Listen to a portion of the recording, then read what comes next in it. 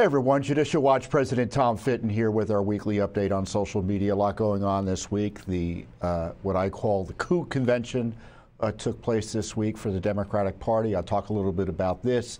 Social media censorship again directed at Judicial Watch and me, this time by TikTok. I'll provide an update for you there. Important court action in a key election law case. Plus we have new documents about what a mess the Secret Service is as it relates to DEI. So a lot to talk about.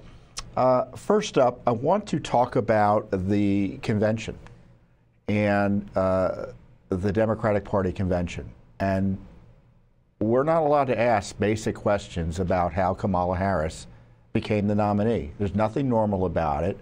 The situation has no precedent, I would say, in American history. And I made a brief comment for social media on it the other day. I know we're not allowed to ask this question, but what about the coup? How did Harris become the nominee? 15 million votes have disappeared. Nothing like it has happened in American history. And I'm not going to stop asking questions about it, nor will Judicial Watch. And I kind of half-jokingly tweeted yesterday, because I don't think it was a joke since I actually didn't watch the Democratic convention, I was boycotting it. I boycott the convention because, to me, it was designed to ratify an illicit attack on democracy, as the left likes to say, an unprecedented attack on the voting rights of millions of Americans, 15 million votes. I got a question for you. If you go through if you go through an election and you vote, as 15 million or so did during the Democratic Party primaries for or against Joe Biden. And because Kamala Harris and Obama and Nancy Pelosi decide that Biden shouldn't be the nominee, even after this primary process, and your votes are torn up, how are your voting rights protected in those circumstances? Do you have any voting rights to speak of if that's the process? Doesn't that raise legal, civil rights concerns, constitutional concerns?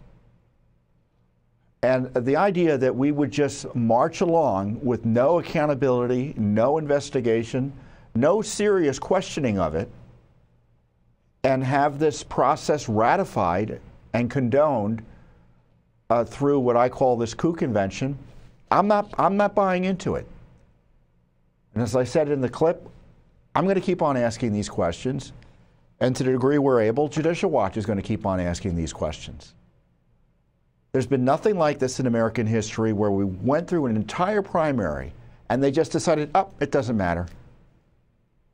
The expense states went through to have these primary contests,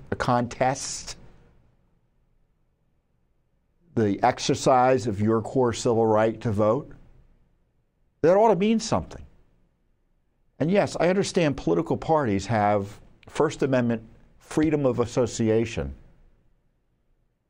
That's another part of the First Amendment the left doesn't want you to remember or notice. Freedom of association, right? To select their party, their party nominee. But here you have this intersection between that process and the right to vote. And the right to vote needs to be vindicated, it seems to me. And there should be concerns about it. I don't know if you saw Robert F. Kennedy Jr.'s talk today.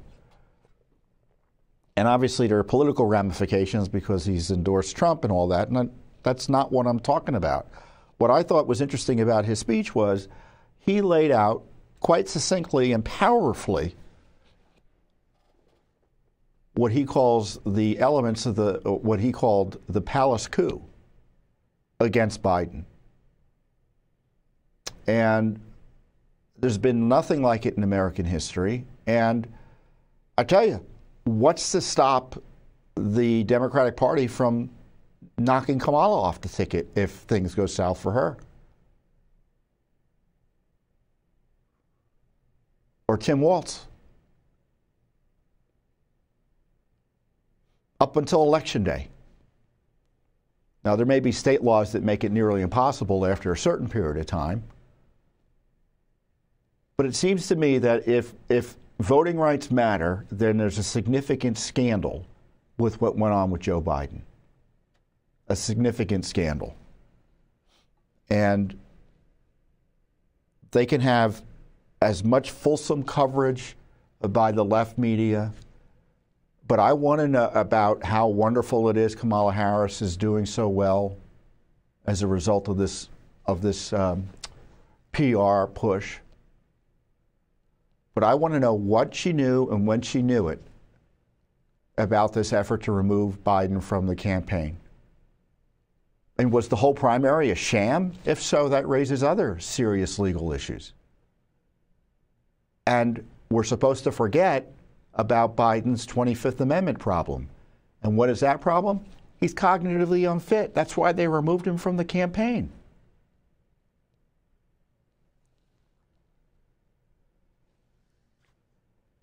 And I want to know what she knew and when about this. And I think Republicans, if they were doing their job, frankly, honest people of both parties, they'd be having hearings, bringing in Obama, asking Nancy to testify, bring in Kamala Harris, have her testify. But that's not going to happen. Why? Because Republicans are on vacation. House Republicans, they are on vacation. They went out, I think, was it the middle of July? Maybe the third week in July. Anyway, it's 6 weeks of an August recess. So August has 4 weeks, right? And because it's the government, they managed to change an August recess into a recess that includes a week in September, or a week plus, and a full week in July. So 6 weeks, they're out. And so the Republican Congress, the Republican House of Representatives, is completely AWOL on these core issues. You may have seen this report issued by some of the committees investigating Biden for impeachment. And I'm not going to belabor it here. Maybe I should have gone over some of the details because it is worthwhile, but I've done it before. There's nothing new in the sense that it's material that they've been putting out before, but they've, again, summed it up. But they don't even call for his impeachment anymore. They're done. They're not going to impeach him. They're not going to impeach him for his corruption with Burisma. They're not going to impeach him for his corruption with Hunter. They're not going to impeach him for his corruption targeting Trump. They're not going to impeach him for his corruption related to the border. They're not going to impeach him for his corruption related to censorship, for his abuse of power, spending money he's not authorized to spend in the universe of tens and hundreds of billions of dollars. Zero impeachment. They don't even want to vote, and dare I say it, lose a vote.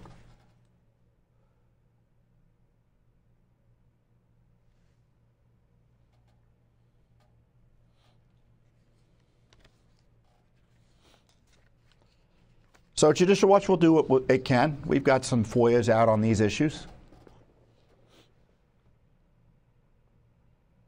Pick up the ball or keep on carrying it because we've never really let go of it because we never trusted Congress to do much of this anyway. We've been doing this for too long to know that Congress is an unreliable ally in these areas. When we push them to do their job, obviously, and always will, and help them when we can. Doesn't matter who's running. Well, the party. Which party is running it?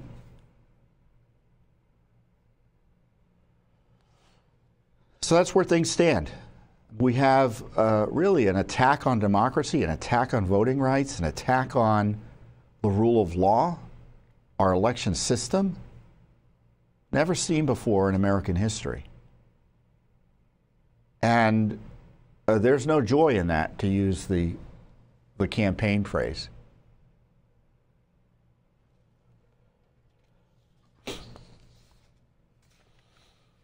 Now, I talk about elections and I talk about the attack on election integrity generally. We have our elections being compromised by throwing out 15 million votes. We have our elections being compromised by trying to jail President Trump. We have non-citizens potentially voting in our elections. And what happens? I get censored. Judicial Watch gets censored for highlighting these issues. And not only that, we get censored for highlighting issues about the Fauci agency and the whole COVID cover-up. There's been this big controversy. I told you about how Facebook has censored our documentary evidence about non-citizens voting in the 2024 presidential primary in D.C. How do we know that happened? Because we got a list from the D.C. government that said 113 non-citizens voted in in the 2024 presidential primary. Now that would be illegal if they voted in the federal election. And the D.C. spokesman says, well, that list doesn't say what it doesn't. We don't mean to say what the list says it says. Well, where are the documents? They don't have any. So we get censored for that, for reporting accurately what the government told us. And Facebook has censored us for that. And now TikTok is similarly censoring that type of content. There have been at least 4 videos. Maybe it's 5, is it 4 now, guys? 4 videos where I talked about really straightforward stuff about election integrity, about Judicial Watch lawsuits over congressional information about FOIA evasion by Fauci's agency and people around him. They censored it. So Chinese communist-controlled TikTok is interfering, it looks like to me, in our elections by censoring information unhelpful to the cause of the left. They don't want to talk about Fauci agency corruption and an ongoing cover-up of that. They don't want to talk about non-citizens voting. That's exactly the thing that the Biden-Harris operation doesn't want to talk about. And we're getting censored. Let's bring up that Twitter again. Twitter didn't censor us. What did I say on Twitter? Yeah, oh yes. This is what I wanted to remember. This is what I was forgetting. They censored my complaint about censorship.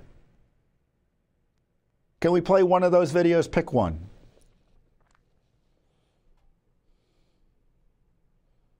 I don't know if we can play them off the cuff like that. Stand by.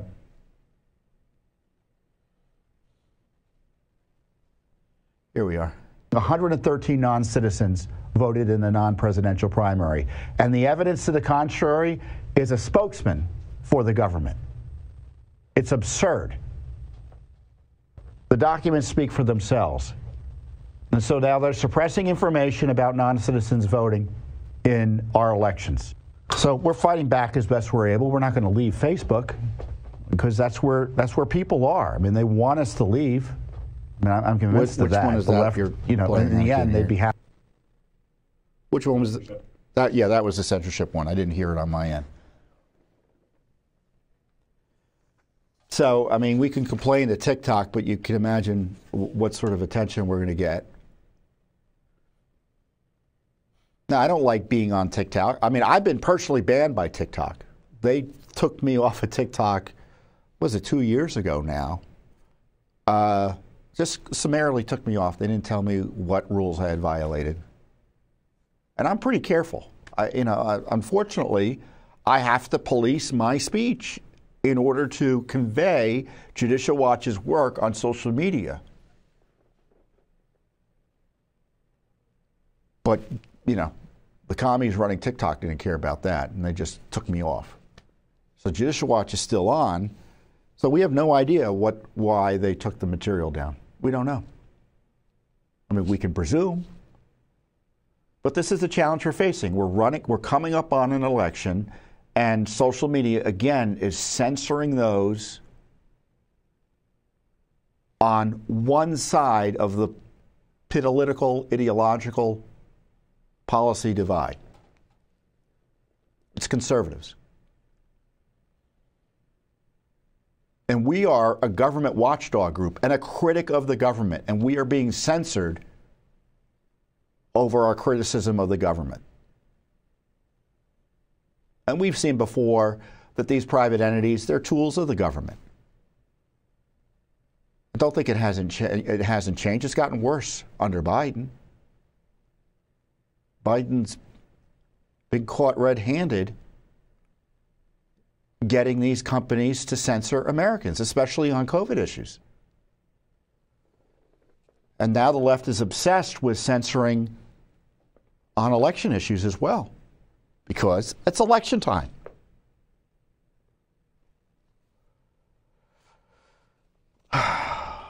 But we're going to keep on keeping on, right? I'm going to keep on telling the truth. I don't know really how to, it's kind of hard to even, try to stay within the lines that some of these companies lay out for us. And of course, when we're punished, we're censored, it means you're censored, because you don't have access to the information. And so this is what I would encourage you to do. Sign up for us, for our website updates, our emails, our text messages. Really sign up also.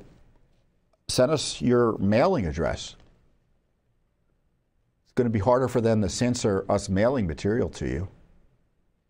I mean, with the government today, I don't know what will happen in the medium term. I mean, they could turn off our emails. I don't know. Turn off our text messaging. Throw us off platforms. Who knows? Who knows what's coming? I mean, look what they're doing to Elon Musk. They're threatening to jail him because he has too much free speech on his platform. The Biden administration's cutouts in the European Union and in Brazil and places like that, they're all targeting X and Musk for promoting free speech.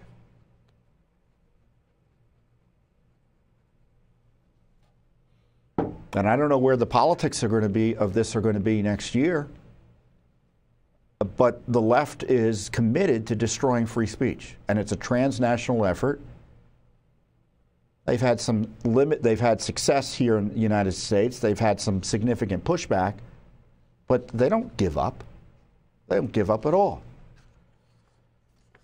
We've got litigation over it that's ongoing, exposing the censorship, challenging some of the prior censorship. And we don't give up either.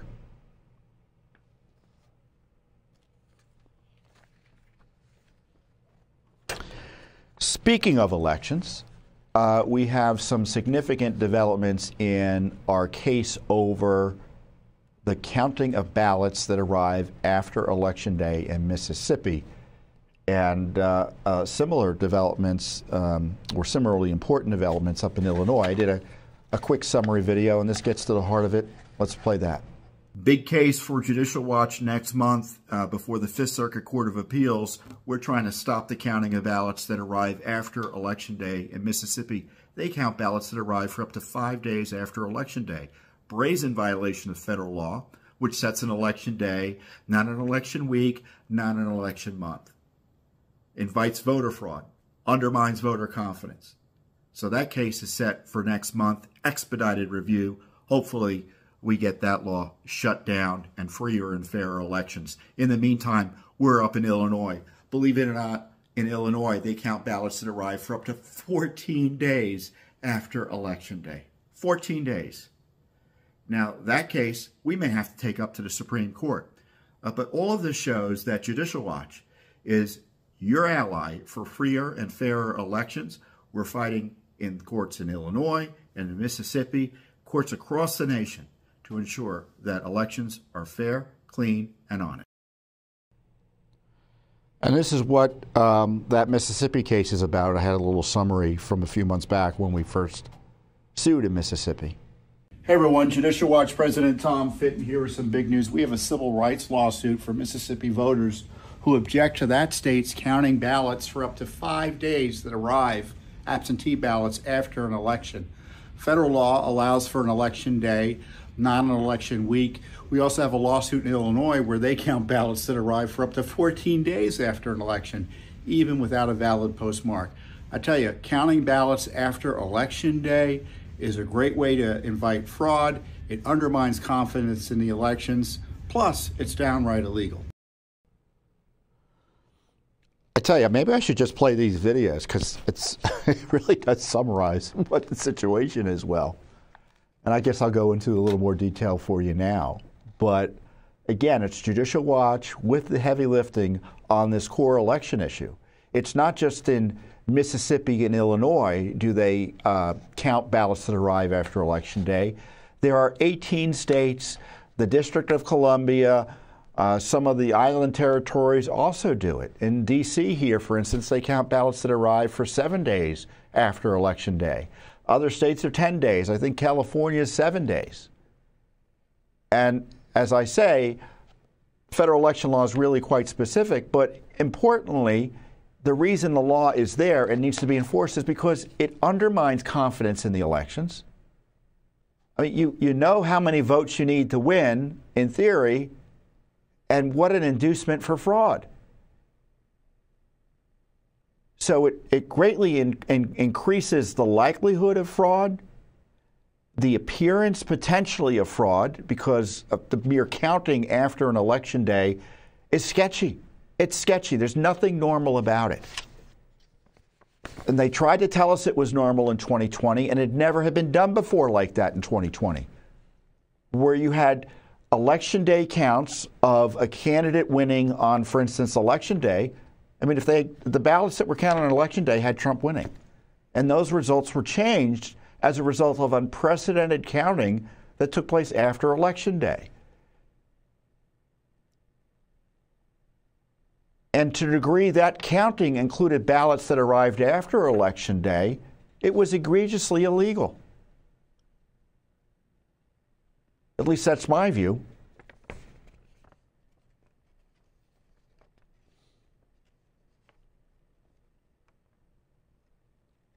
So we had this case in Mississippi, and the lower court judge just not that long ago, he basically just blew it.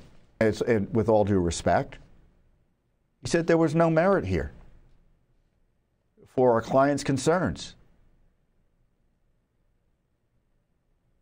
I mean, the way the judge wrote his decision, it looks like states could do whatever they want. Why 5 days? Why not 10 days? Why not 30 days? Why not up until January 5th? Or in the case of Congress, January 1st or 3rd. I don't know when the official results get certified for purposes of seating in Congress. Congress, actually, now that I think about it, Congress, it could be forever in a day. I exaggerate, but you know, disputes about congressional elections go on for sometimes a year or two after Election Day because Congress adjudicates in the end who wins or loses. So who knows? Maybe they can just keep on allowing ballots to come in forever. Until the next election, right? I mean, it may sound absurd, but if there is no Election Day deadline, then what is the deadline other than the one set by federal law? It's a civil rights lawsuit, by the way, we filed, because it's an attack on the voting rights of citizens lawfully voting. Under federal law, and this is what our lawsuit argued, the first Tuesday after the first Monday in the November of every even-numbered year is Election Day for federal elections. Congress recently affirmed a single national election day when it enacted the Electoral Count Reform Act. Under the recent congressional amendments, no extension of Election Day shall be allowed unless there are force majeure events that are extraordinary and catastrophic that justify extension. Despite Congress's unambiguous and long-standing statement regarding a single and uniform National Election Day, Mississippi extended Election Day by allowing 5 additional business days after Election Day for receipt of absentee ballots. No force majeure events that are extraordinary and catastrophic currently exist in Mississippi to justify extending the ballot receipt deadline for the November 5th, 2024 election, federal election for presidential and vice presidential electors. Counting untimely, illegal, and invalid votes, such as those received in violation of federal law, substantially increases the pool of total votes cast and dilutes the weights of votes cast by plaintiffs' members and others in support of plaintiffs' federal nominees. So invalid votes counted undermine the validity or the weight of valid votes. That's what's the civil rights issue at issue here. And thankfully, the Fifth Circuit granted the request of Judicial Watch attorneys, and I think the Republican National Committee is also suing. There were 2 separate lawsuits, so they were before the same court, consolidated. And they'll be hearing this.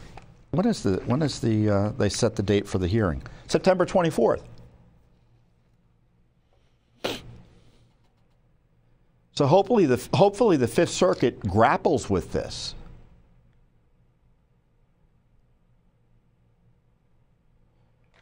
In Illinois, it's really scandalous what's happened, and I'll talk about Illinois in greater detail in a future update. And we just got a ruling the other day. It was 2-to-1 split at the appellate level, so 3-judge panel. So for those of you, I'm not a lawyer, but I'll explain the court process to you as it relates to this as best as I'm able. We filed a lawsuit in the district court, federal district court, which is generally speaking 1 judge. Here's the case, they make the decision, and if you don't like that decision, you can appeal it to the appellate court, which is where this is. And the lower court ruled that our clients didn't have standing to challenge these rules. In Illinois, they count ballots that arrive for 14 days after Election Day. 14 days after Election Day. One of our clients is Congressman Bost out in Illinois, a federal candidate, and both the lower court and 2 judges on the appellate panel said he doesn't have standing to challenge what he alleges to be illegal counting of votes. It's absurd. It's scandalous to really say that. And it's, and the problem with these election cases is that the judges are afraid of them. I really think they're afraid of them. We saw that in 2020. Judges were afraid of the election cases, and they thought of ways to avoid ruling on them on the merits or in a substantive way that would have brought criticism of them. Because you rule one way, you're going to get criticism from those who are on the losing side. I mean, I say this somewhat excuse me. I say this somewhat jokingly. Sound like a Bugs Bunny character. 2020, they were telling people, oh, it's too soon to challenge these election rules if they were filed before Election Day. And then after Election Day, they said, oh, it's too late. So it was catch-22.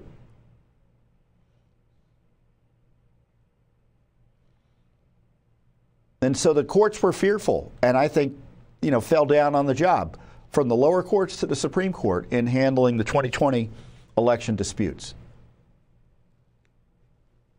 I mean, the left likes to say there were 60 cases. They come up with these silly numbers that are irrelevant to the substance of the election disputes, pretending that every case was thrown out on the merits and no one found any fraud. The problem was the key cases related to allegations of election improprieties, certainly brought by the Trump campaign. I'm not aware any of them were ever adjudicated on the merits.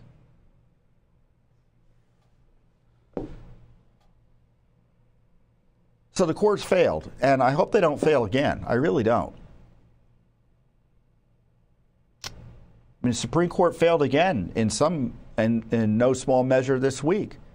There's a law in Arizona. They've been trying to protect the voting rights of citizens from being negated by illegal voting by non-citizens in federal elections.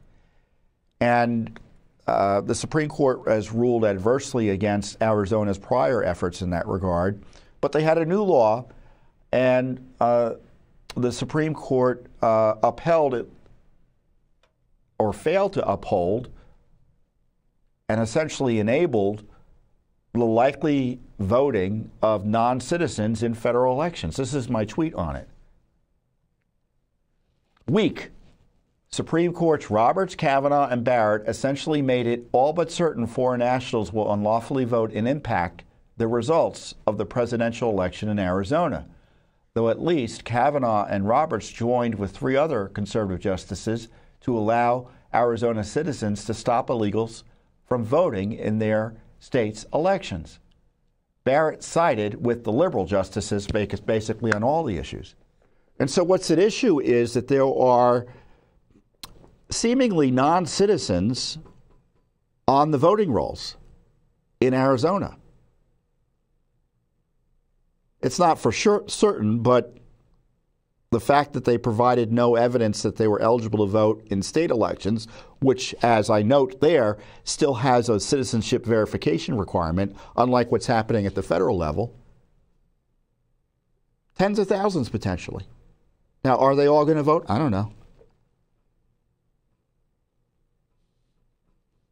But there's no way to check right now or stop them from voting if they're registered to vote, other than the honor system that maybe they'll say, well, you know, maybe we'll be arrested if we vote illegally, even though we're registered currently.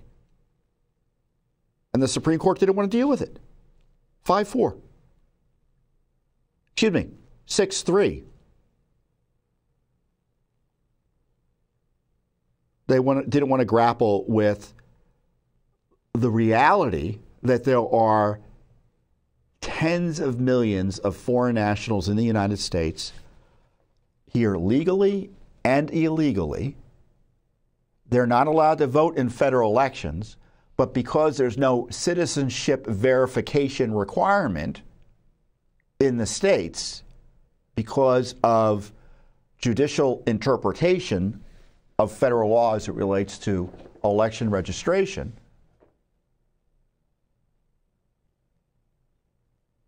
it's impossible to police it. So when you I don't remember if many of you probably have been registered to vote for a long time, but when you register to vote, you're supposed to certify you're a citizen. That's all.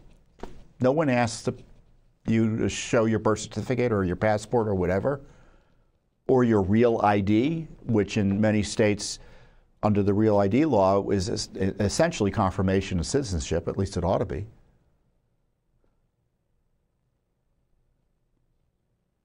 So we have a crisis, and that's why people are concerned about the presence of non-citizens here in the United States and the failure to have a way to put some teeth into the law to prevent them from voting illegally in elections, other than just relying on their sense of honor and not to do it. And Arizona tried to do that, and the Supreme Court failed to intervene to protect their right to do that.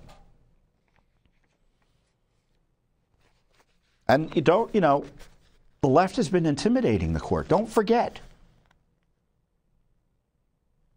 It was just announced this week, for instance, that the guy who tried to murder Kavanaugh, planned to assassinate him, murder him and his family, he's finally showing up in court because the Biden administration's been trying to negotiate a plea deal with him for months. Months. It's been 2 years since the attack on or near death situation for Kavanaugh.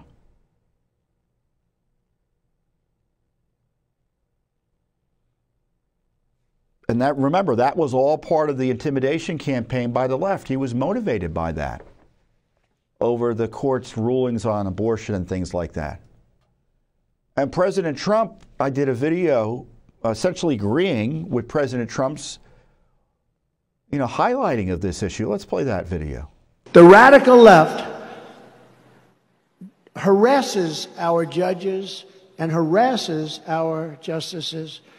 They scream at him. They call him names. They say they're incompetent. They're horrible. They're this, they're that. They should be impeached. They're constantly saying they should be impeached. But they're screaming. And you know what? It has an effect on some people. But so far, they've been very strong. It's really horrible. I believe it's illegal what they do. And I'm trying to give you things that you've never heard before, and this is true. I believe they are playing the ref.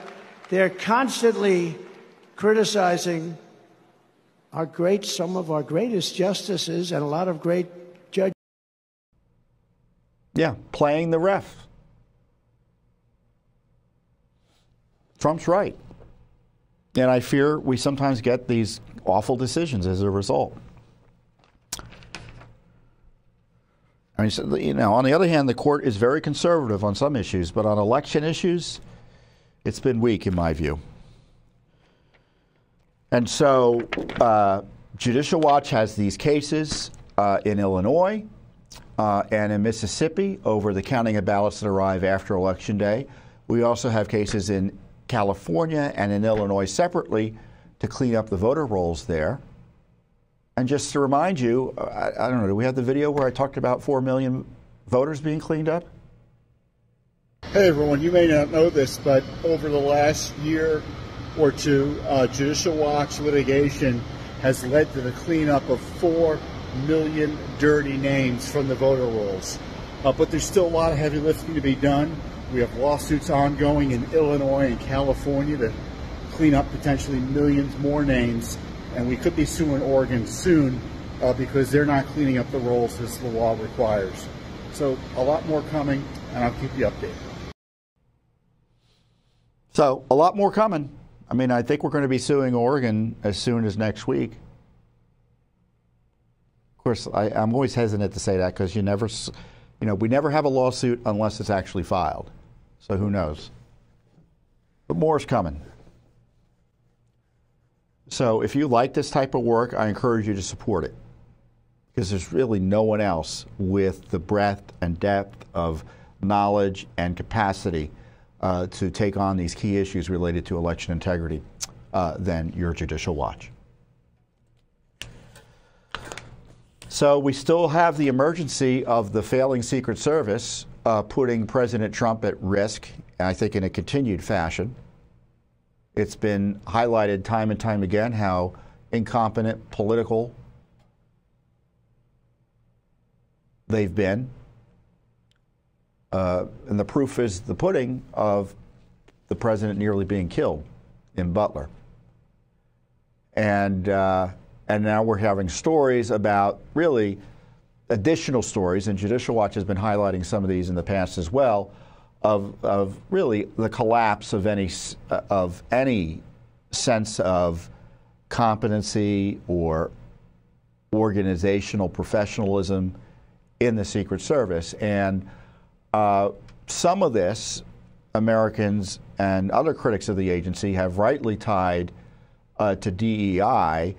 And I mean, there's something amiss in the Secret Service that some of the situations we're talking about here are seemingly happening on a regular basis. And I remind you of what we discussed last week here.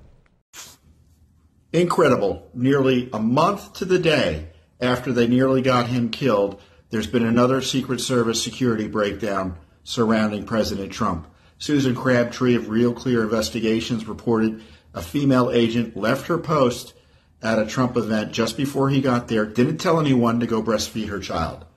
And she brought her family back behind the security perimeter with her without pushing them through and having the Secret Service and other security vet them. Incredible breakdown in security, again, by the Biden-Harris Secret Service. They're going to get Trump killed unless this issue is treated like the emergency it is. Now, in the meantime, Judicial Watch is seeking and demanding answers from the Secret Service and the FBI. Of course, we're getting the stonewalls on records about the assassination attempt, but Judicial Watch is prepared to go to court to get the full truth about this crisis. Yeah, and I expect there'll be news about that pretty soon. But in the meantime, we already have been in court trying to get records about the crisis. And you may recall we talked about how there was a Secret Service agent who, according to reports, went crazy, who was on Kamala Harris's detail and had to be wrestled to the ground and handcuffed after she got into an altercation with one of her colleagues. I think it was at Andrews Air Force Base. Susan Crabtree, I think, exposed it first. The agents involved in restraining the woman were especially concerned because she still had her gun in her holster. They wrestled her to the ground, took the gun from her, cuffed her, and then removed her from the terminal. The report states Secret Service agents and officers are privately questioning the hiring process and whether the agency had adequately screened the woman's background. And so we asked for records about that incident.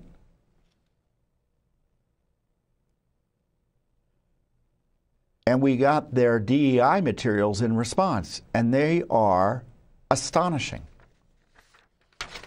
I mean, you think DEI is bad? I mean, it is the guiding, organizing principle of the Secret Service, according to these documents. From the headline, Secret Service records reveal DEI is prioritized for all agency employees in every action, every day. Do I need to say anything else?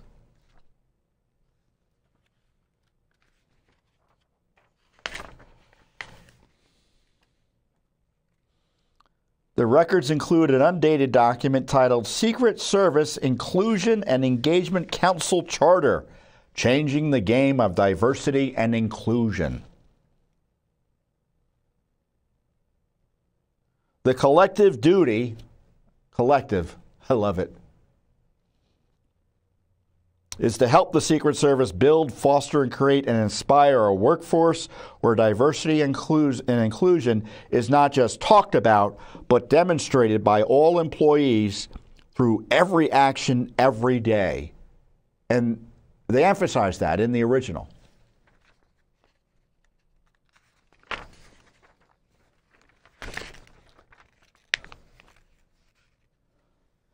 The Council will not rely solely on the legal requirements underscoring the principles of EEO, which essentially are non-discrimination, right? You can't discriminate. No one's in favor of discrimination.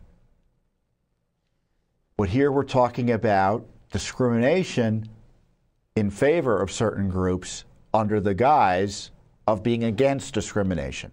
Orwellian, isn't it?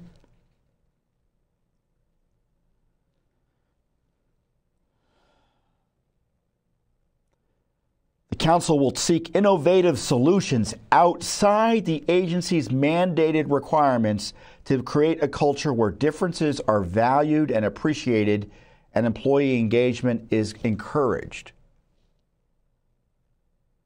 To be an employer of choice and gold standard for leveraging inclusive diversity by modeling the qualities of mutual respect, admiration, and appreciation for cultural differences and varying perspectives. What cultural differences are they talking about? What they're trying to do is highlight and promote racial and cultural and ethnic division in the agency. That's what the left is trying to do here. This is what it's about.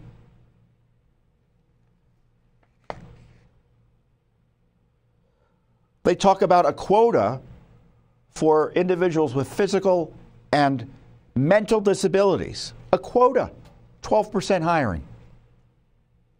This is a protective agency. It's a law enforcement agency. There's no discussion, as best I can tell here, that the actual job, people should be picked on merit and whether they can do the job. Here, they're clearly placing the requirements of the job secondary to the characteristics of the personnel who are being hired. Now, if the job doesn't require someone to be fully abled, Sure. But that's when they're talking about the entire workforce, that means something has to give. Disability set-asides, they don't have unlimited budgets. They don't have unlimited numbers of employees they can then hire.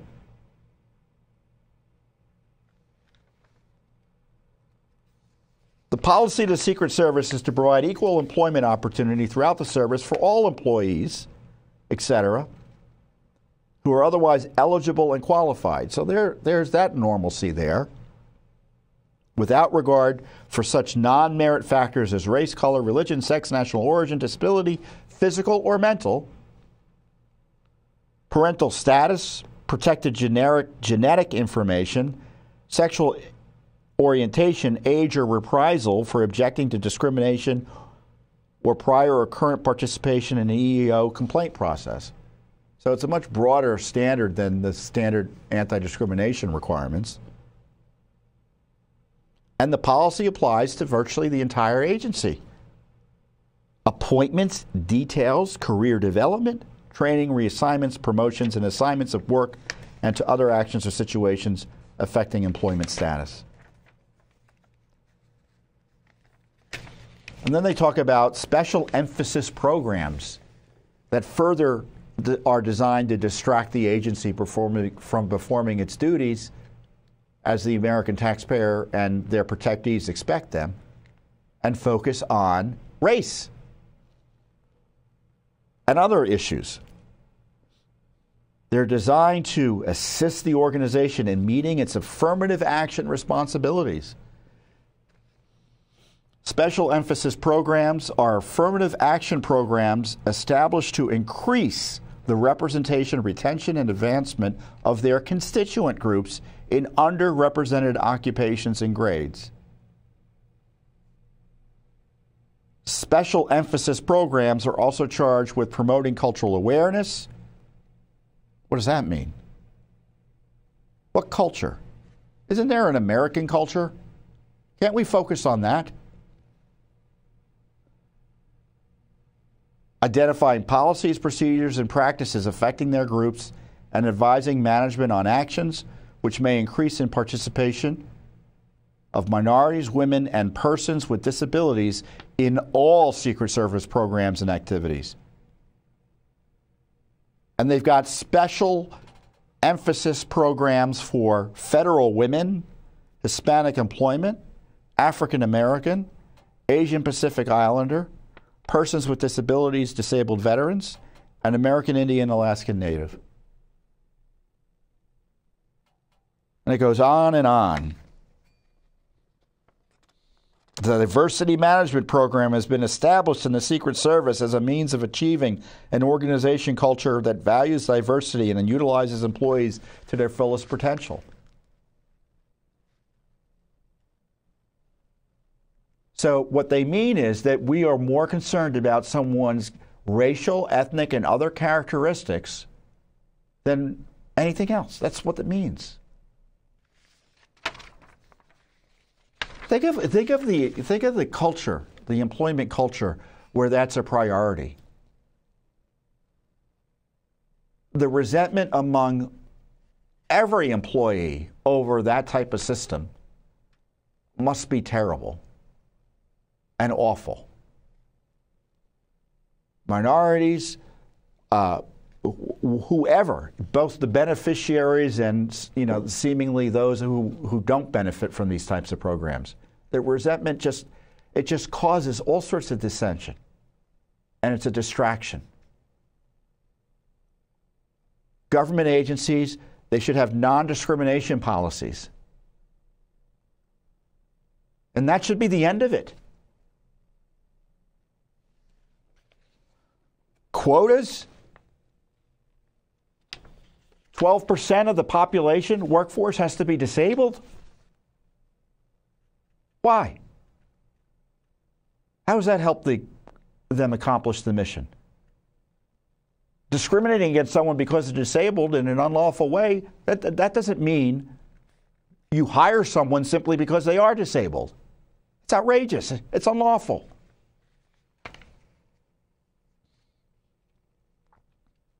or at least it ought to be unlawful if the law is fairly and properly interpreted and applied.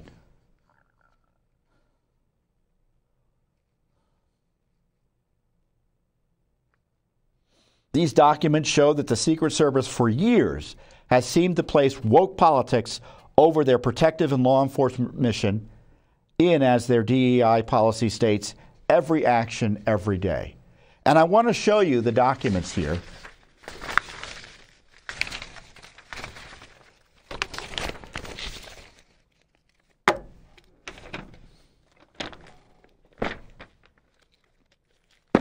So this is DEI world for Secret Service. One agency. And this isn't the full raft of documents we're supposed to be getting. But I want to draw attention to this training module of some type that was produced to us in the documents. And I want to show you just the sort of fear and resentment and divisiveness and targeting of dissent based on race and politics and ideology that these DEI initiatives foster. Here they've got, this is the training programs, right? And they go through examples. And this is the anti-harassment example. Essentially, it sketches out a scenario where two people, Jana and Trent, are DHS employees, Department of Homeland Security, which runs the Secret Service, or is the overseeing organization of it, of the same component. So they work together. They've been working together for 10 years. And Jana stopped by to talk with Trent at his desk about a project they were working on. Rita, another co-worker who's been in the component for about a year, was also at his desk. Trent, you all got that email, right? We have to complete the racial awareness training by Friday. I better write that down so I don't forget. Jana, yeah, I think it says it will take about 2 hours. I started it this morning. Rita commits to sin here. Yeah, I saw that email. It seems unnecessary to me. I guess it's mandatory, so I have to do it. Uh-oh. Jana feels uncomfortable with Rita's statement. It sounded like she was brushing off the racial awareness training. She doesn't know Rita well. In fact, she hasn't even talked to her before. She doesn't feel comfortable saying something to her about her comment, decides to go back to her desk. Let's go to the next page. Then Rita says, lowering her voice, we shouldn't be required to take that training. It's just because of cancel culture and the need to be so sensitive and politically correct these days. I mean, I don't even see color, I see people. Another sin.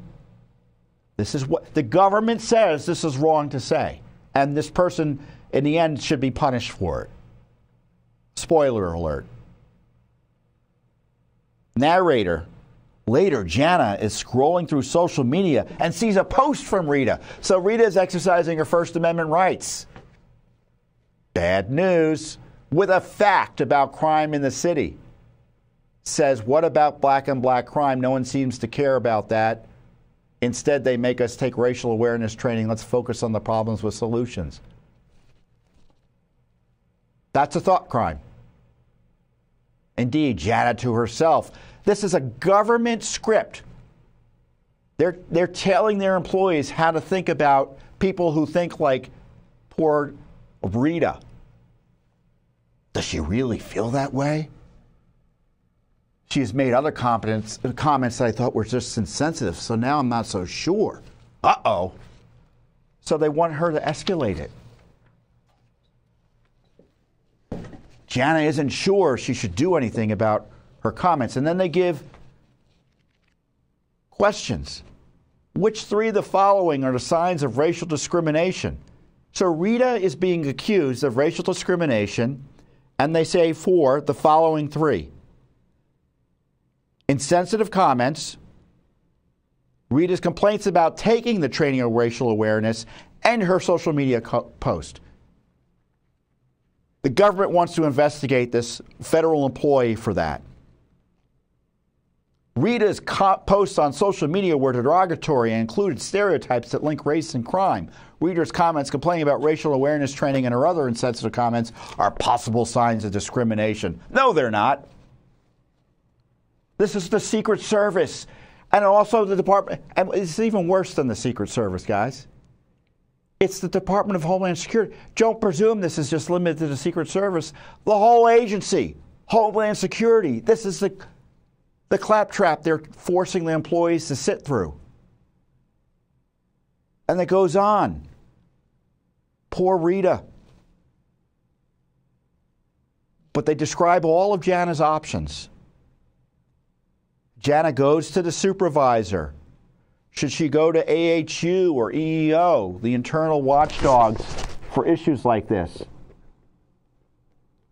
And then Rita dares to complain to Jana about it, saying you're a baby.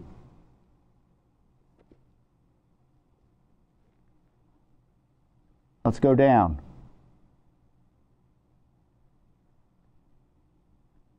Let's go down.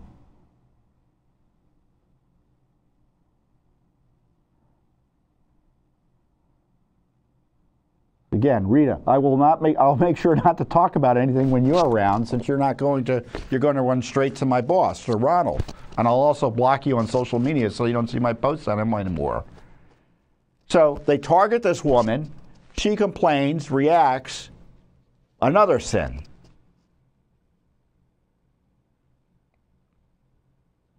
But look, they got their chart. They've got the chart showing what the punishments that Rita should be forced to go through for complaining about work and making free speech protected comments.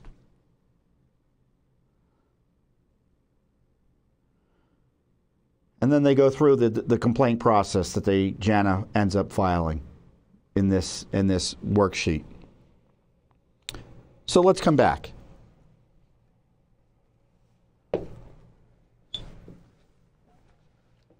Secret Service is trying, through this DEI program, trying to destroy the agency. And you wonder why they can't get their act together to protect President Trump. You wonder why agents feel like they can leave their posts. You wonder why they are hiring agents that end up going, according to the reports, virtually insane, attacking their own colleagues.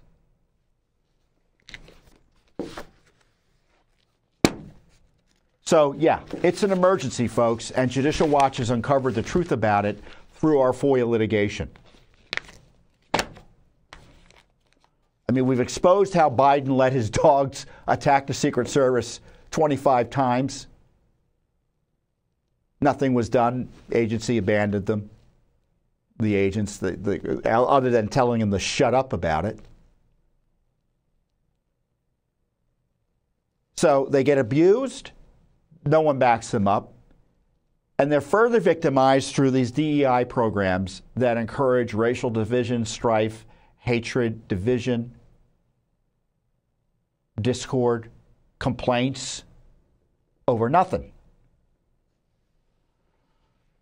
So look at the documents, because it's 300 pages. I can't go through everything that's outrageous in here. Trust me. It's worth going through.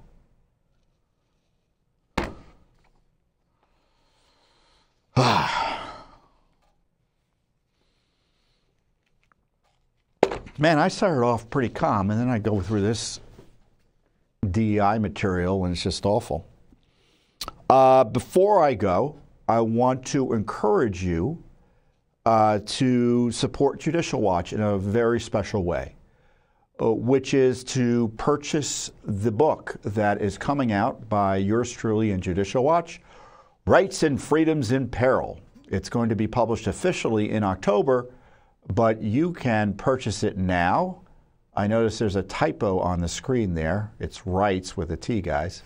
But you can scan the QR code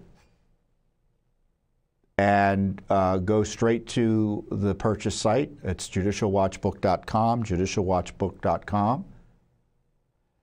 And it's a great book. It's a great way to support Judicial Watch. Every purchase helps Judicial Watch. That's really quite basic, a great way to support Judicial Watch. But it's also a great benefit to you because you will be educated in a way that few others will be by the book about the truth about what's going on here, the current crisis, and what to do about it. Oh, good. They fixed it on the spot there. Rights and Freedoms in Peril. Purchase the book now. And plus, there are, if you want to wait, you don't want to wait for a Judicial Watch book, this is, I think, our fourth book. Yeah, it's our fourth book. We have 3 other New York Times bestsellers. Go and purchase the prior books. Tells the story of the Clinton gang, the Obama gang.